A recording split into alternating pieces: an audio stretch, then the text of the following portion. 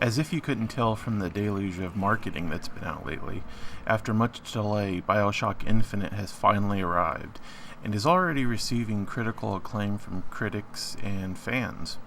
So is it everything people say? Well, this is my review of Bioshock Infinite for the PC. Bioshock Infinite puts you into the shoes of Booker DeWitt, a former Pinkerton with a past he'd like to forget and a gambling debt that sends him in search of a young girl named Elizabeth. Irrational Games have crafted a beautiful city named Columbia that sits aloft in the clouds and skies. The art direction is a unique mix of what I would describe as a fusion between Norman Rockwell's America, steampunk, and a large dash of federal-style architecture.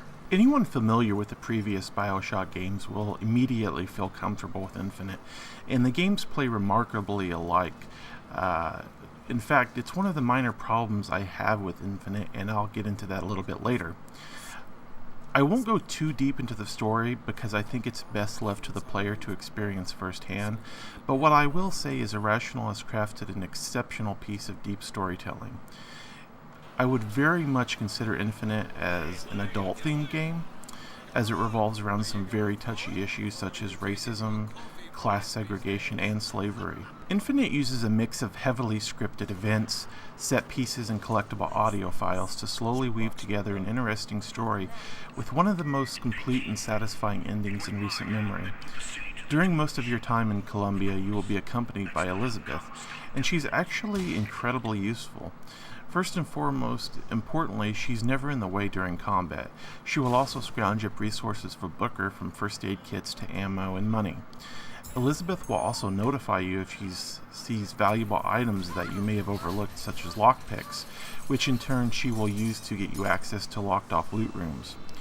During the game, you actually become emotionally attached to Elizabeth, and during a short period when she's not with you, I actually miss not having her around. I do have a few minor nitpicks with the game.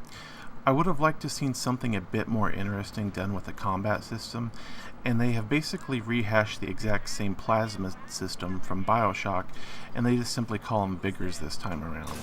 It's not a huge issue, but it definitely has a been there and done that twice vibe to the combat system. The weapon system feels a bit too restrictive as well, as you can only carry 2 weapons at once, and exchanging one for another will reset your ammo count with that weapon. This is a bit of a nuisance because the game offers a fairly wide selection of weapons, but more often than not you'll end up sticking with 1 or 2 of your favorites instead of giving them up for something new or ammo restrictive. Lastly, I would like to have seen a bit more done for the PC port. Irrational didn't really take full advantage of PC gaming hardware. While the game looks terrific on the PC, I would have loved to see higher resolution textures and more extensive use of DX11 features. Overall though, these are fairly mild complaints and do not take away from the overall experience. This is a game that definitely should not be missed. I am giving Bioshock Infinite a 9 out of 10.